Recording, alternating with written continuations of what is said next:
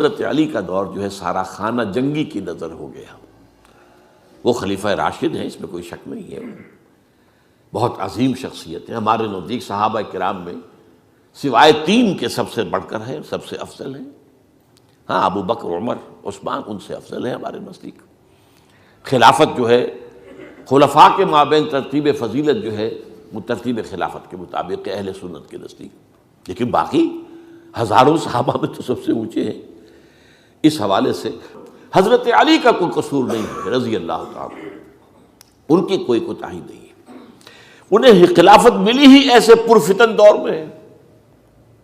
اگر کہنا جو ہے اگرچہ روکا گیا ہے کہ یہ کلمہ لو مت استعمال کیا کرو، اگر یوں ہوتا تو یوں ہو جاتا، لیکن یہ کہ بہرحال ہمارا سوچنے کا ایک انداز ہے. اگر حضرت علی کو اول دور میں خلافت ملی ہوتی تو ان کے کچھ اور نتائج اور ہوتے.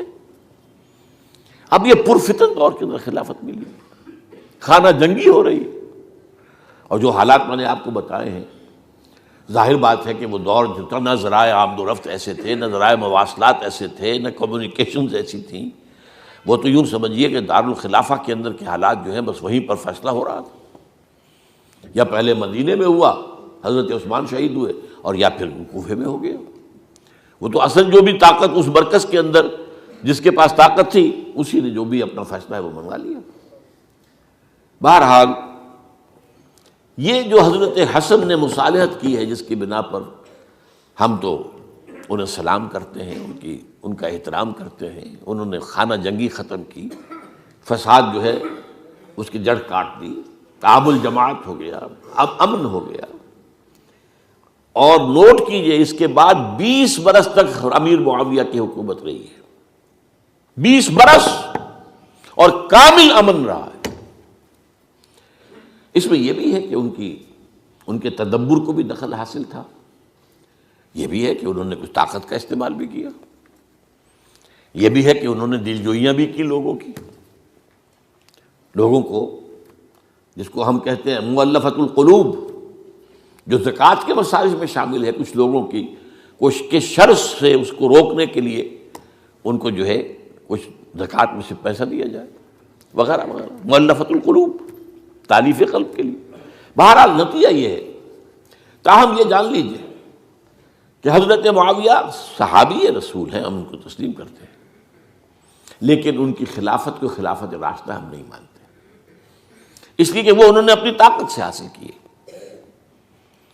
میں نے اسی لیے کہا حضرت حسن رضی اللہ تعالیٰ عنہ کی خلافت راشدہ ہے، لیکن حضرت معاویہ کی خلافت راشدہ، اگرچہ اس میں امن رہا. اور وہ جو عمل رک گیا تھا، وہ جو مزید توسیع دارالاسلام کی، وہ دوبارہ شروع ہو گیا. خراسان کی طرف پیش قدمی شروع ہو گئی. ادھر پہلا بحری بیڑا بنایا حضرت معاویہ نے رضی اللہ تعالیٰ عنہ، اور یہ بحیرہ روم کے بعد جزائر کو فتح بھی کیا. انہی کے زمانے میں مسلمان فوجیں جو ہیں استنبول تک پہنچ گئی، قسطنطنیہ کی فصیل تک پہنچ گئے.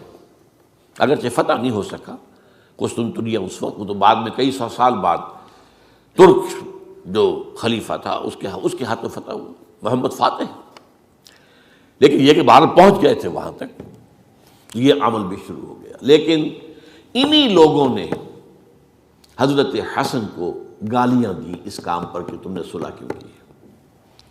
امیر الکافرین کہا، امیر المنافقین کہا، اور انہیں خطاب یا آر المومنین، اے مومنوں کے لیے آر کا اور شرم کے باعث. اور ان کے خیمے پر حملہ کیا، اسے جلایا.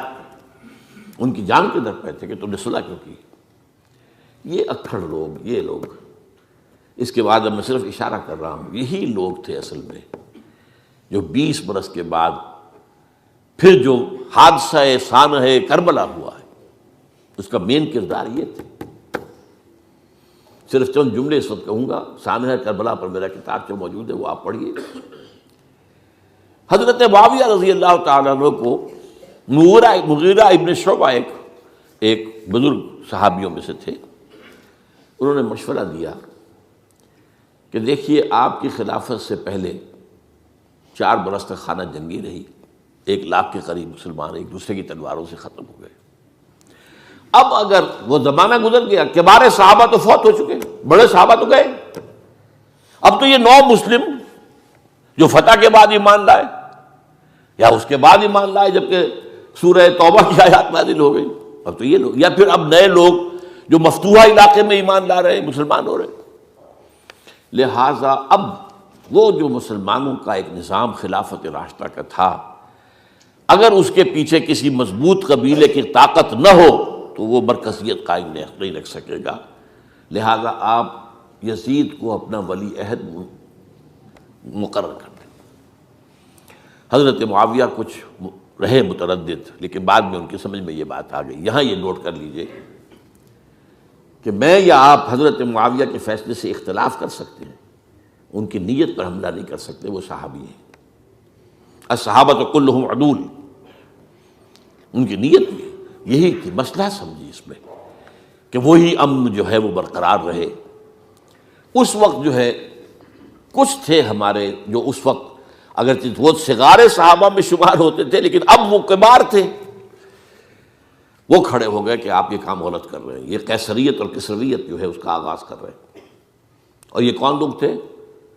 اب دیکھیے ترتیب: ابو بکر کے بیٹے عبد الرحمن، عمر کے بیٹے عبداللہ ابن عمر، عباس کے بیٹے عبداللہ ابن عباس، زبیر کے بیٹے عبداللہ ابن زبیر، علی کے بیٹے حضرت حسین۔ حضرت حسن فوت ہو چکے تھے کیونکہ یہ عین وسط میں ہوا واقعہ، 20 سال کے درمیان 10 سال حضرت معاویہ کی حکومت کو شروع ہوئے 10 سال ہو چکے تھے۔ میری جو تحقیق ہے یا مطالعہ اس کے مطابق تو یہ ہے کہ حضرت عثمان نے مصلحت سے، حضرت معاویہ نے مصلحت سے کام لیا اور ان پر جبر نہیں کیا۔ لیکن انہی ندوی صاحب نے کچھ لکھا ہے کہ بالجبر بھی ان سے بیعت لے لی، بیعت ولی عہدی۔ مجھے اس سے اختلاف ہے، یہ حضرات ایسے نہیں تھے کہ جو بالجبر بیعت کرنے والے ہوں، میں اس کو ماننے کو تیار نہیں ہوں۔ بہرحال یہ حضرت، میرے نزدیک حضرت معاویہ نے جبر نہیں کیا، زبردستی نہیں کی۔ لیکن جب حضرت معاویہ کا انتقال ہو گیا، اب جو ہے معاملہ یہ پیدا ہو گیا کہ اب بیعت کریں نہ کریں تو پھر جو ہے باغی شمار ہوگی۔ عبد الرحمن ابن ابو بکر رضی اللہ تعالی عنہما وہ فوت ہو چکے تھے، اب 4 رہ گئے تھے، عبداللہ ابن عمر، عبداللہ ابن عباس، یہ دونوں تھے جو عمر میں بڑے تھے، عبداللہ ابن زبیر اور حسین ابن علی رضی اللہ تعالی عنہ۔ ان چاروں نے کہا کہ کام غلط ہوا ہے یہ، لیکن اس کے بعد ایک تفریق ہو گئی۔ یہ جو دونوں بزرگ تر تھے، حضرت عبداللہ ابن عمر، عبداللہ ابن عباس، ان دونوں نے کہا کام تو غلط ہے لیکن ایسا نہیں ہے جس کی بنا پر خونریزی کرائی جائے، مسلمانوں کا خون بہے، بغاوت کی جائے، ایسا نہیں۔ مطلب یہ کہ اس کے اندر مصلحت کا تقاضا یہ ہے کہ اس وقت جو ہے اس کو تسلیم کر دیا جائے۔ لیکن یہ جو دو نوجوان تھے، ان کے اندر، نوجوان نہیں کہ وہ جوان تھے ماشاءاللہ، لیکن یہ کہ جوش زیادہ تھا، یہ اڑ گئے کہ نہیں، ہم اس غلطی کو اب نہیں چلنے دیں گے۔ حضرت عبداللہ ابن زبیر اور حسین ابن علی رضی اللہ تعالیٰ عنہ۔ اب دیکھیے اصل فیصلہ کن بات کیا ہوئی، ان دونوں حضرات میں ایک اختلاف ہو گیا۔ حضرت عبداللہ ابن زبیر کا کہنا یہ تھا کہ یہی مقیم رہیے مکے میں، اور یہیں سے جو ریزسٹنس موومنٹ ہے وہ شروع کی جائے بنو امیہ کی حکومت کے خلاف۔ ادھر سے کوفیوں کے خطوط چلے آ رہے تھے حضرت حسین کو رضی اللہ تعالیٰ عنہ، آپ آئیے، ہم آپ سے بیعت کریں گے۔ حضرت حسین نے اپنے بھائی، چچا داد بھائی مسلم بن عقیل کو بھیجا، ان کے ہاتھ پر 10-12 ہزار کوفیوں نے بیعت کر دی حضرت حسین کے لیے، اور ان کے خطوط کے جو ہے وہ تو پورے کے پورے تھیلے تھے حضرت حسین کے پاس۔ اس سے پھر حضرت حسین نے سفر کیا۔ ادھر یہ ہوا کہ یزید کی طرف سے عبید اللہ ابن زیاد جو ہے گورنر بن کر آیا، اس نے جو تشدد کیا کوفیوں پر، سب نے بیعت توڑ دی، اور حضرت مسلم بن عقیل جو ہے ان کو شہید کر دیا۔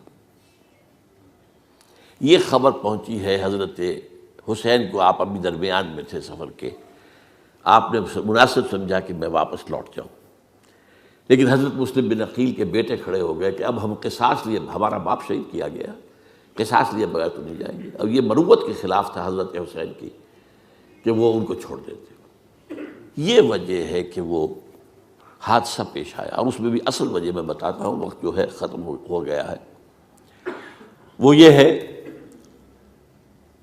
کہ حضرت حسین نے جب وہ لشکر تھا کوفیوں کا، کوفی تو آئے تھے نا، وہی کوفی جنہوں نے بیعت کی تھی، وہی بیعت توڑنے والے تھے، وہی لشکر میں آئے تھے حضرت حسین کے خلاف۔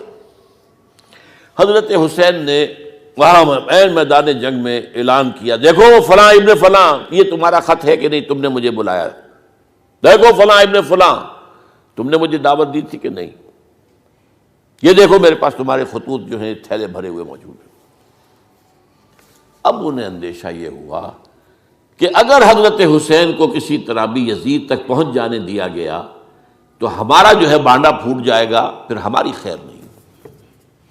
ورنہ حضرت حسین نے کہا تھا، دیکھو یا مجھے واپس جانے دو، یا مجھے سرحدوں کی طرف جانے دو، میں کفار کے ساتھ جہاد کرتے ہوئے اپنی زندگی صرف کر دوں گا، یا مجھے یزید کے پاس جانے دو، میں اس کے ساتھ اپنا معاملہ کر لوں۔ انہوں نے کہا کہ اگر یزید تک ان کی رسائی ہو گئی تو پھر ہماری خیر نہیں۔ تو انہوں نے نہ صرف یہ کہ شہید کیا، وہی کوفی، وہی بنو تمیم کے لوگ، وہی اکھڑ، انہوں نے نہ صرف یہ کہ شہید کیا بلکہ پھر خیموں کو آگ لگائی۔ کیوں لگائی؟ تاکہ وہ جو ڈاکومنٹری پروف تھا ان کے خلاف وہ ختم ہو جائے، ورنہ آگ لگانے کی کیا ضرورت تھی؟ انہوں نے اور تو کوئی نہیں کیا، یعنی وہ کام تو نہیں کیا کہ جو کسی مفتوح کے ساتھ کیا جاتا ہے۔ حضرت حسین کے بیٹے بیمار تھے، حضرت علی بن حسین زین العابدین رحمۃ اللہ علیہ، انہیں شہید تو نہیں کیا۔ جو خواتین تھیں جو ان کی کوئی بے حرمتی نہیں کی۔ یہ نہیں کہا کہ اب یہ تو جیسے کہ خوارج کہتے تھے کہ جو مسلمان کافر ہو گئے ہیں، مسلمان ہیں، ان کے نزدیک کافر ہیں، ان کی بیویاں بھی حلال ہیں ہم پر، وہ تو کنیزیں ہیں، پھر حاصلہ یہ تو نہیں کیا۔ خیمے جلائے اس لیے ہے کہ وہ جو ثبوت تھا ان کے خلاف وہ ختم ہو جائے۔